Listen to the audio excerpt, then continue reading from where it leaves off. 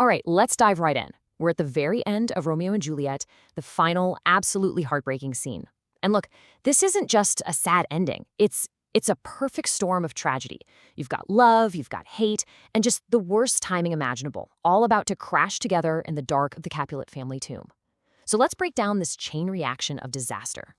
So, this is where it all kicks off, with this one chilling line from Romeo. He thinks Juliet is dead, right? He's at her grave, and he's got one thing on his mind. When he says, "Here will I set up my everlasting rest," that's not really a question, it's a promise. He's already made up his mind to die. The only thing left to decide is when. The stakes just could not be higher.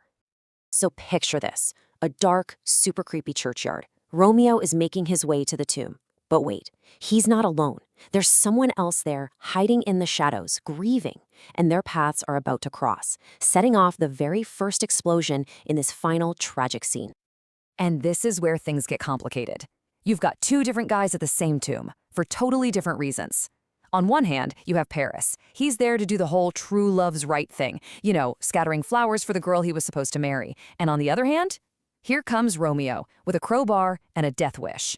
I mean, talk about a collision course. Two guys, both thinking they're Juliet's true love, about to have a very, very bad night. And if you had any doubt about Romeo's state of mind, listen to this. He basically tells his servant, Balthazar, to get lost or else. He says his intentions are savage wild, more fierce than empty tigers. He literally threatens to rip him limb from limb if he gets in the way. Yeah, this is not the lovesick puppy from the beginning of the play. This is a man who's been pushed way, way over the edge. Okay, so Romeo's breaking into the tomb. You just know a fight is coming. And it all starts with one giant, fatal misunderstanding. So Paris spots Romeo, the banished haughty Montague, and his mind just jumps to the worst possible conclusion. He thinks Romeo's here to, desecrate the bodies, vandalize the tomb? He has absolutely no clue that Romeo is Juliet's husband. All he sees is the guy who killed Tybalt, the guy who, in his mind, caused Juliet to die of grief. It's a total misread of the situation. And this is it's heartbreakingly ironic, because Romeo does not want to fight. He actually begs Paris to leave him alone. He warns him, hey, don't mess with a desperate guy. He even tells him he's come armed against myself, basically saying, I'm here to kill myself, not you. He's offering him what he calls a madman's mercy, just pleading with him to run away. But Paris, he's not hearing any of it. He just hears a threat from a killer. So yeah, Paris doesn't listen. He tries to arrest Romeo, and that's it. Romeo is pushed too far. They fight. While this is all going down, Paris's little helper, his page, runs off to get the cops, but it's too late. The fight is quick, it's brutal, and Paris goes down. Just like that, we have our first death of the scene. And it's only after Paris is dead that Romeo actually realizes who he just killed. It hits him, oh my God, that's Paris, the guy who was supposed to marry Juliet. And in that moment, he doesn't see an enemy, he sees a fellow victim. Another guy who got caught up in this whole tragic mess. Someone else in Sour Misfortune's book. So he actually does right by him and lays him in the tomb with Juliet, just as Paris asked.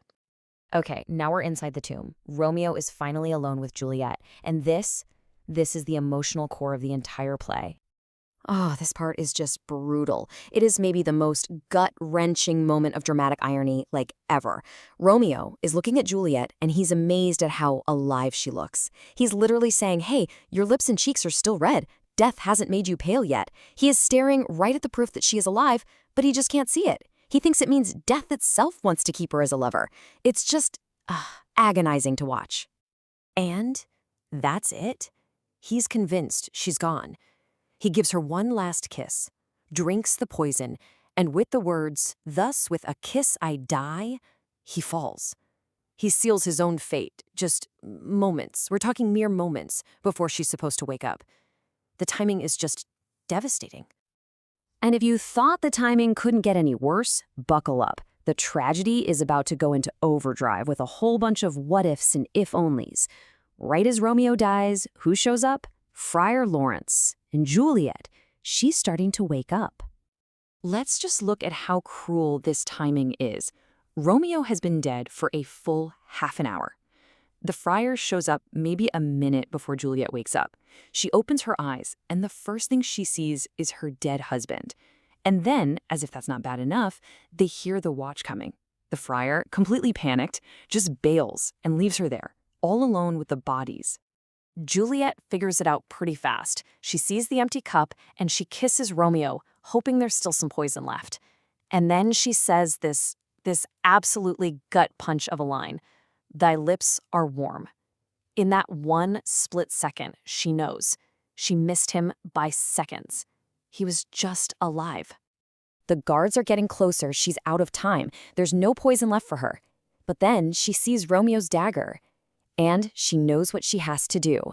She calls it a happy dagger, finds a home for it in her own chest, and falls, dead, right on top of Romeo. And scene. The lovers are dead. Now comes the aftermath. The discovery, the confusion, and the awful job of figuring out what in the world just happened here. The tomb just turns into the scene of total chaos. You've got the watch, the prince, the Capulets, the Montagues, everyone showing up at once. And what do they find? 3 of their kids, Paris, Romeo, and Juliet, all dead and still warm. Nobody has a clue what went down. Finally, Friar Lawrence comes forward. He's terrified, but he spills everything. He explains the whole plan and where it all went so wrong. See, the potion, it worked like a charm. Juliet looked dead. The letter explaining everything, it was on its way. But then, fate, or maybe just really bad luck in the form of a plague, stepped in. The messenger got quarantined. The letter never made it to Romeo. So the only thing Romeo ever heard was that Juliet was really and truly dead. The prince needs to confirm this story, right? And he gets it. First up is Romeo's servant, Balthasar. He admits it, plain and simple. Yep, I'm the one who told him Juliet was dead. And then Paris's page chimes in. He backs up the other part of the story, explaining how his boss was just minding his own business, mourning, when Romeo showed up and started breaking in. And that's what started the fight. So you've got the friar's story, and you've got witnesses. But the final nail in the coffin, the undeniable proof, comes from Romeo himself. The prince reads the letter Romeo left behind, and it lays out everything. His love for Juliet, the poison, his plan to die right there beside her. It all checks out. The whole terrible story is now crystal clear. And with the whole truth out in the open, the prince delivers the final judgment. And man, is it damning. He looks right at the Capulets and the Montagues and basically says, "This is on you. Look what your hate has done." He tells them that heaven itself found a way to use their own children's love to destroy them. It's an absolutely devastating takedown. As he says, all are punished. So the story ends, not with a celebration, but with what Shakespeare calls a glooming peace. The families make up, sure, but only over the bodies of their dead kids. And it leaves us, the audience, with this massive question that people have been arguing about for centuries. Who's really to blame here? Was it just 2 teenagers being impulsive and reckless? Was it their parents' stupid ancient feud? Or was this whole thing just doomed from the start, written in the stars? It's a tough one to answer. For never was a story of more woe than this of Juliet and her Romeo.